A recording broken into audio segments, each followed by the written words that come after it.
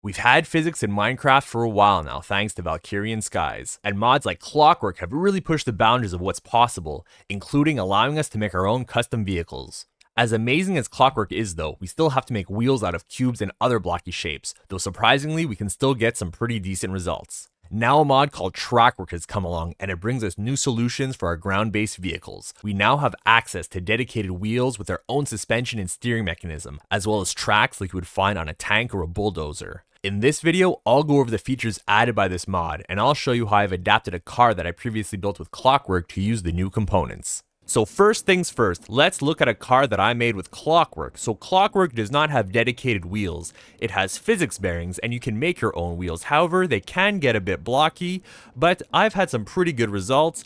And it has the advantage of you being able to make wheels as big or as small as you want. Whereas Trackwork, which we're going to see in just a second, has some ready-made wheels that they work great, they're amazing, but you can only have what they give you. So let's have a look at this car, and we're going to look at some other cars that I built and how to adapt this car to work with Trackwork. So just briefly, this car uses tank steering and has 4 wheels, and it can go forwards, it can go backwards, and you can also press right and left to steer it.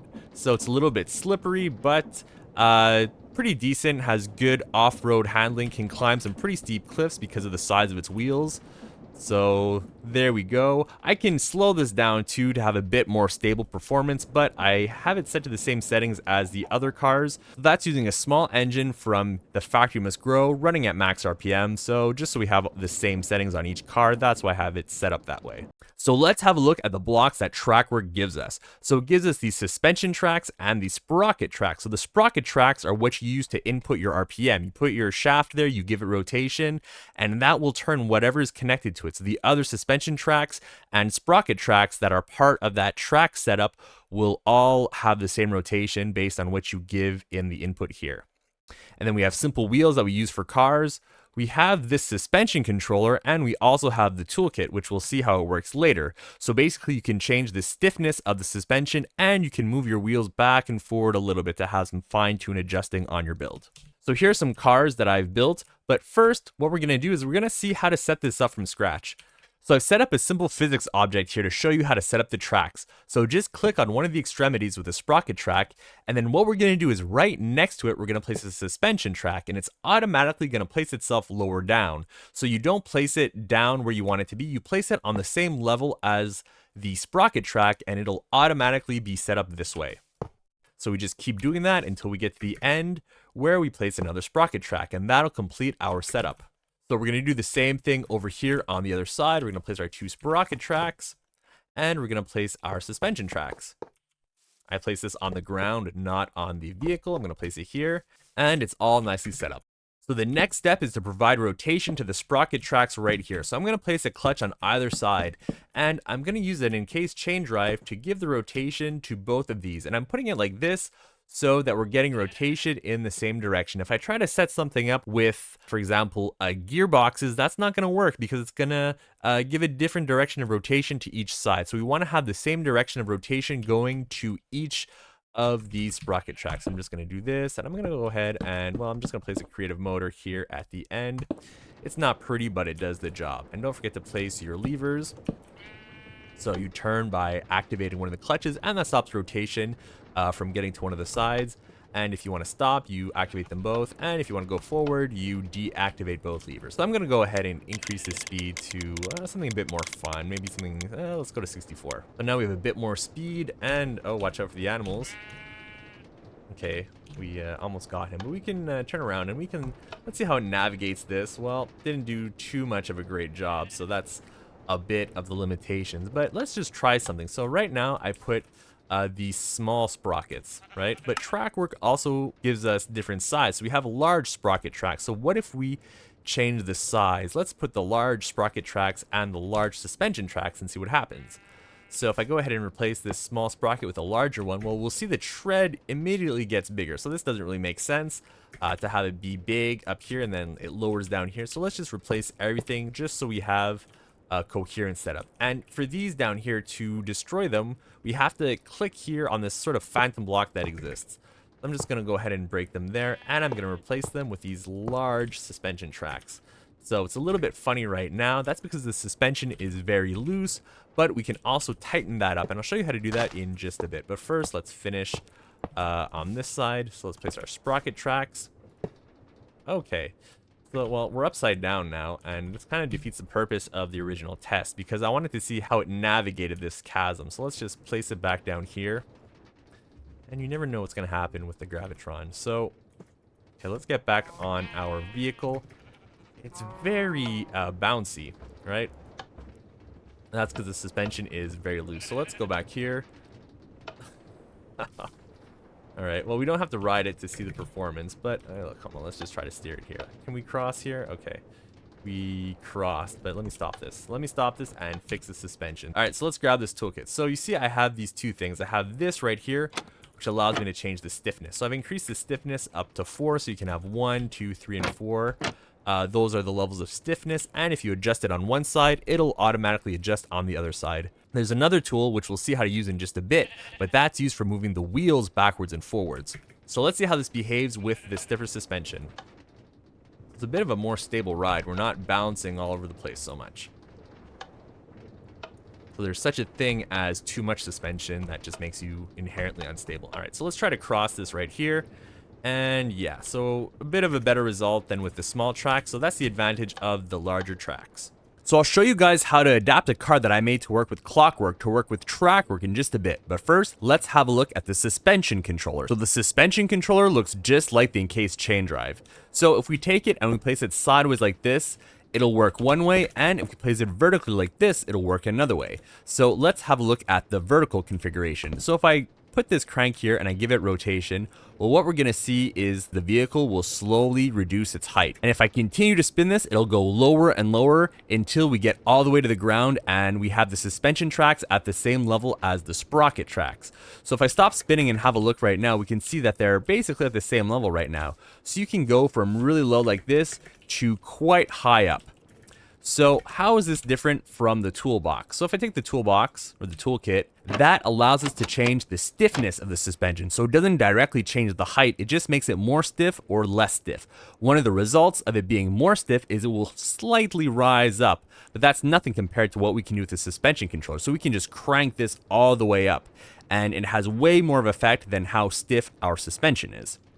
Okay. So if we look at it now, yeah, we're quite a bit higher. And if we play with the stiffness of the suspension, we'll see that it's only a moderate change compared to what we get with the controller. So what happens now if we place the suspension controller horizontally? Well, if I place it like this and give it some rotation, what we'll see is it's actually going to start to tilt. It's starting to tilt towards the left side. So we can play with the relative degree of suspension, right? So now we've made it tilt one way. And if I crouch and turn this, well, we're gonna tilt the other way. That's kind of neat. I don't know why you'd want to do this, have one side lopsided, but if we break this, it'll go back to normal. And what happens if we place it this way? Well, if I give it some rotation, it's gonna start to tilt backwards, and if I crouch and give it rotation, it's gonna have us tilt forward. So this I could see being a bit more useful if you kind of wanted to have something tilted upwards or downwards. There's probably more times when that would be useful versus having something tilted left, right. Okay, so we've seen the 3 ways that we can place the suspension controller. Now let's have a look at how to adapt a car that I made with Clockwork to work with Trackwork. So this is a car that I've adapted to work with Trackwork. So using the remote control, we can drive the car around. So it behaves quite well. It has a really good turning radius, and it can navigate some somewhat difficult terrain. So I can go over these bumps right here, kind of like we saw with the other design that we just made. So how do we get here? How do we adapt an existing car, one that you might have made with Clockwork, to work with Trackwork? So what I've done is I've gone ahead and made a schematic of my car. So I'm just going to print it here, and I will leave the schematic in the description. It's called Clockwork Medium Car TFMG. So it uses TFMG for the engine, but if you don't have TFMG and you don't want to use it, just replace this with a creative motor and you should be good to go. So this is a compact engine and it requires gasoline. So if you're going to use it, just be sure to fill up the fuel tank, because for some reason that information is not kept in the schematic. So even though this was full when I took the schematic, it is not recognized by the game. So you just have to go ahead and fill it up. So that should be enough. That'll last us a while. So first things first, let's give this physics. So we're going to place the physics infuser there, and with the auric designator, I'll click here for the first spot, and I'll grab the second spot down here. And once that is done, I will right click on the physics infuser, and I'll fast forward ahead in the video because this takes a while. Alright, so now that we've given physics to our car, we can go ahead and start adapting it. So I'm just going to get rid of this wool that we placed here to be able to select the entire area or the entire volume. I'm going to get rid of this. And then we're going to get rid of the physics bearings because Trackwork does not require clockwork. We just connect directly to the sources of rotation that we get from Create. So I'm going to grab this large sprocket track and the corresponding suspension track. So the sprocket track goes where the rotation source is. And we're going to place these large suspension tracks on every block on the side. So we'll place them here exactly like this. Every single block needs to have a suspension track. Okay, there we go. And because I placed this here, well, now I just have to go and break it there. Perfect. So this side is set up. Let's go and do the other side. So this is fairly easy to do with the whole thing being assembled because they will just automatically go into place. It's a lot easier than placing wheels on a clockwork vehicle. Okay, so now these are all set up. Will it just work out of the box? Well, let's get our engine. So our engine is spinning, but oh, we had a little problem here. That'll happen sometimes. There's bugs when you turn something into a ship. So right now this is just spinning on its own. I'll break that. I'll just go ahead and replace that redstone resistor. So this is an analog lever, and how these engines here work is that the higher the signal, the faster they go. So I can slow this down, I can speed it up with the lever. So let's keep this at full speed. And by the way, full speed on one of these motors is, I'll show you in just a sec. So we'll place the speedometer right here and we can connect it. I guess we can connect it. Oh, well, let's connect it here because just for now. So it's 112.5 RPM. So this broke and it's pretty easy to fix. It's just cogwheels. It's cogwheels and casing. So we'll just go ahead and place this cogwheel here. Oh yeah, so it looks like there's a so there's a redstone torch that broke. Just place this back here. Alright, so let's just give the redstone resistor a signal to stop it, and we'll place these cogwheels back here. And we'll give them their casing. So I'll just place this andesite casing onto them. So we know something here broke. I'm just going to go ahead and check out the completed vehicle to see what exactly that was. Okay, so there's a redstone torch here, but there is this signal right here. So it is the command chair with the netherite block. So all this does is it tells these clutches to stay disconnected until I give a signal here, and this will turn off the redstone torch and allow these to be connected and give rotation to the tracks. Okay, so let's go and fix our new vehicle. And I will be leaving schematics of these new vehicles in the description. I'm just showing you how to adapt existing vehicles in case you might already have something you made to work with clockwork and you want to have them work with trackwork now. So we have this right here, so I'll go ahead and place it like this. So I'll just go ahead and place the redstone link, place the command seat and the block of netherite, and right click this. So now this should work. I'm gonna go ahead and break this lever. Okay, so these are spinning, but the rotation is not going all the way here. All right, so if I sit in the chair and grab the controller and I press forward, oh, we're rotating. That's no good. So the reason why it's doing that is because some of the signal is just inverted. So what we're going to do is we're going to place a gearbox here, as well as remove it from here, I believe. And we're going to go ahead and replace it with a shaft and see what happens. I'll go back in the chair and press forward, and we now move forward. And if I press right, we turn right, and if I press left, we go left. Oh, and because all the cars are on the same wireless redstone, well, the other cars are gonna move at the same time, which is kind of neat because you can just move in kind of like a fleet formation. Until I guess eventually you run into some obstacles like this where some of the cars aren't gonna, yeah, you'll get all messed up pretty quick. But how do you get around that? Well, what you do is you just go ahead and you turn off the engine on the car that you don't want to move. So I have this redstone lever here. I'm just gonna flick this off, and you see the little motor here will stop spinning. All right, so now we've successfully converted an old car to use Trackwork. Nice. So just like with the other car, we can use the toolkit and we can change the suspension because it feels pretty loose. And I would like to tighten up the suspension just a little bit. So I'll just grab this and I'll just right click until it goes up to 4, and now my suspension is stiffer, and I think that generally gives you better performance. So what happened? Did it run out of fuel? Yeah, it ran out of fuel because, okay, look at this. Because the schematic, it messed up these blocks here. So I just have to replace them until they all go into one large fuel tank. All right, so what happened is like part of the tank had fuel, but it wasn't going to the other parts. So the engine was not getting enough fuel. So that happens sometimes when you play schematics. The best way to fix that is you just break everything, then you place it back. So now we can drive around and everything is great and we can have fun with our new adapted vehicle. So we've seen how to make vehicles with the tracks. Now let's have a look at how to use the simple wheels.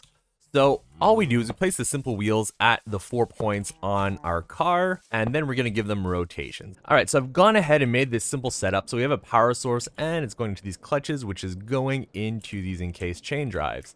And when I deactivate any of these levers, it will allow that side of wheels to turn. So right now we just have a simple setup where we don't really steer like we would a car, but this is just to show you in the simplest terms how these wheels work. So how about steering the wheels? Well, to do that, all we have to do is apply a redstone signal to the wheels. So the wheels on each side are actually linked. So if you apply a signal to one wheel, it'll transfer to the other wheel and make it turn. If I go ahead and disable this, and place another lever on this side and activate it, we can turn our wheels the other way. However, if both levers are activated, we're going to have the situation where the wheels are pointing inwards, and that's not very useful. I mean, you can move, but it's not great. It's not a good way of working. So you want to make sure that you don't apply a signal to both of your wheels. So let's make a proper car with these wheels. So I'm just going to go ahead and break these blocks that we don't need. So remember, the source of rotation is not on the physics bearing. It is directly on the blocks that Create Mod gives us. So in this case, that is the gearboxes. All right, so let's go ahead and fill up our gas tank. We'll just give it a little bit of gas. That should be enough. Okay, so it's already spinning. That's kind of good. So what happens if we just jump in the driver's seat and grab the remote? So if I press forwards, we're going to turn right. So we're going to go ahead and invert the rotation on this side. So we do that by placing a vertical gearbox right here and removing this one right here. So we're going to go ahead and place a shaft there. Now we're going to go back here and this drives properly. We can go backwards, we can turn left, we can turn right. But this doesn't really make sense, right? If you have a car that can steer, why are you using old-fashioned tank steering? This doesn't really make a lot of sense. So what we're going to do now is we're going to adapt this car to use the turning wheels. So for the wheels to turn, we need to apply a redstone signal. However, we need to abandon this whole idea of powering one side or the other side or changing the direction of rotation of a certain side. So what we're going to do is we're only going to allow power to go from here into these shafts when we're holding down the forwards or the backwards button. And those are associated with the yellow and the green wool. So I'm going to go ahead and break these here, because what happens is when you press forwards and backwards, this gets activated and it signals this redstone torch right here to turn off, and it allows the power to go through the clutches. And so the next thing that we're going to do is we're going to get rid of these receivers right here, because we don't want them to invert any direction of rotation. We only want the rotation to be inverted when we're pressing backwards. And I'm going to go ahead and break these. I don't think these served any purpose. I don't know why those were there. Alright, so we're going to go ahead and place our redstone links here. So we're going to place the seat, and I'm going to place the blue on the left side. Okay, so I just realized that the reason why this is going forwards when I'm pressing right and left is because of the other transmitters on the other cars. So what I'm going to do is I'm just going to replace the chair with the simple wheel part. So I put the red wool right here, and we're going to go on this side, and we're going to turn it into a receiver. We're going to place the wheel part, and we're going to place the blue wool. Now it turns right, and I'm going to bind this one. All right, perfect. So I'm just going to place these wheels everywhere just so that this car has 100% its own redstone signal and we don't get any interference. So I'll just open this up and I'll adjust the link controller like this. So now we have a car that has its own redstone signal setup, so we don't have any sort of interference. So now if I go ahead and sit here, what's going to happen is I can turn the wheels left, I can turn the wheels right, and I can go forwards as well as backwards. Alright, so now I'm going to grab the toolkit and I'm going to adjust the position of the wheels. So if I click to the right here, the wheel will move further to the right, and if I click to the left, well, it's going to go further towards the left. And if I go towards the middle, it's going to follow along. And both wheels on the same axis are they're linked, so both back wheels will go to the same position. And if I do this to the front, for example, if I move them forward, that's going to help me a little bit with obstacles. Both front wheels will follow. And we can also adjust the stiffness of the suspension, so I can put it all the way up to 4 and all the way down to 1, just like with the tracks. With these adjustments, we can get around pretty easily, even over difficult terrain. So I'll be leaving the schematics for some of these cars in the description of this video. If you've enjoyed watching this video and you'd like to see more, then please consider subscribing and activating notifications. I also have a Patreon if you'd like to support me there. Thank you for watching.